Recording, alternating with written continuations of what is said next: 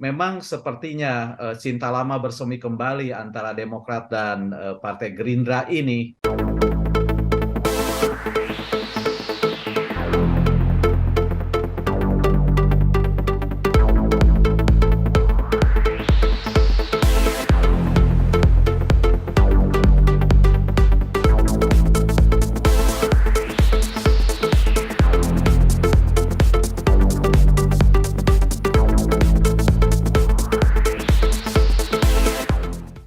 Dan kalau kita baca baik secara psikologis, secara historis, memang sepertinya cinta lama bersemi kembali antara Demokrat dan Partai Gerindra ini, atau dengan kekuatan yang dibesut oleh Prabowo Subianto itu akan terjadi. Dan dalam politik ada dalil yang menyatakan bahwa politisi itu lebih didorong oleh ketakutan ketimbang mengejar apa yang dia mau. Ketakutan itu apa? Ketakutan untuk tidak diterima atau misalnya bergabung dengan koalisi sebelah tetapi menimbulkan emosional yang kurang bagus gitu ya. Sebab kita Maksudnya tahu koalisi bahwa Ganjar ini. ya, sebab kita tahu bahwa sekarang pilihannya hanya akan dua kan, apakah akan bergabung dengan salah satu atau tidak.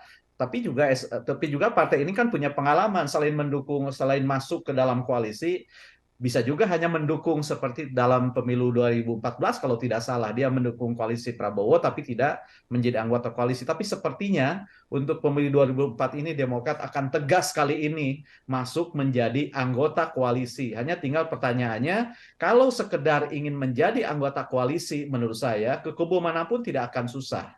Yang agak susah ketika dia memasang target menawarkan ketua umumnya menjadi calon wakil presiden, ini akan agak susah. Kenapa? Karena di sana sudah banyak deal-deal terjadi, banyak juga kompetitor, masing-masing partai bawa bakal calon wakil presiden dengan pengalaman, keterlibatan, mengelola negara, jabatan sipil yang begitu mentereng. Jadi menurut saya kalau sekedar untuk menjadi anggota koalisi dengan power sharing di luar mendapatkan calon wakil presiden itu akan bagus, akan banyak, dan akan mudah. Dan itu yang harus dilakukan oleh Partai Demokrat gitu ya. Selain dia move on dari koalisi sebelumnya, juga harus move on dengan target pemilu 2024 begitu ya.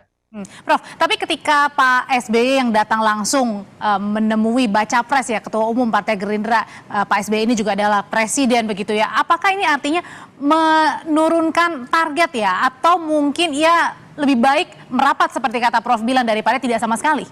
Ya, menurut saya ini bukan menurunkan, tapi menegaskan gitu ya, menegaskan maksud. Kan kayak dua orang pemuda dan gadis sudah saling mengenal, kemudian mereka berencana menikah, kan biasanya orang tua kedua belah pihak itu bertemu sebelum mereka menghitbah secara resmi, melamar, memproklamasikan diri. Jadi menurut saya ini sebuah sebuah tanda, sebuah kode yang amat jelas terang benderang bahwa memang Demokrat akan berada di koalisi ini, dan bukan sekedar mendukung koalisi ini, tapi juga akan menjadi bagian dari koalisi ini. Nah, perkaranya apakah power sharingnya seperti apa itu kita tidak tahu dan tidak akan pernah diumumkan. Misalnya siapa akan mendapat apa, itu rahasia dan pasti itu terjadi karena politik kan soal power game. Power game-nya sekarang dilakukan. Nah, sekarang power sharing-nya akan seperti apa. Tetapi saya melihat bahwa sekarang kan yang dihadapi oleh partai-partai itu dua. Yang pertama, bagaimana mereka memenangkan koalisinya, dan pada saat yang sama mereka pun akan berjuang bagaimana memenangkan partainya dalam pileg, karena ada dua kontestasi ya, dan lain-lain ya.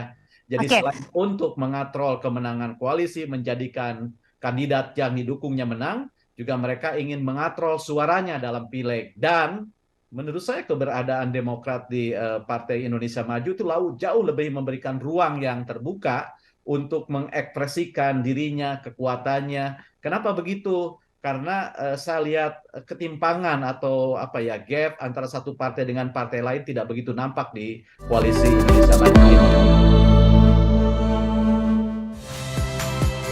Saya Nitya Anissa, saksikan program-program Kompas TV melalui siaran digital, pay TV, dan media streaming lainnya. Kompas TV, independen, terpercaya.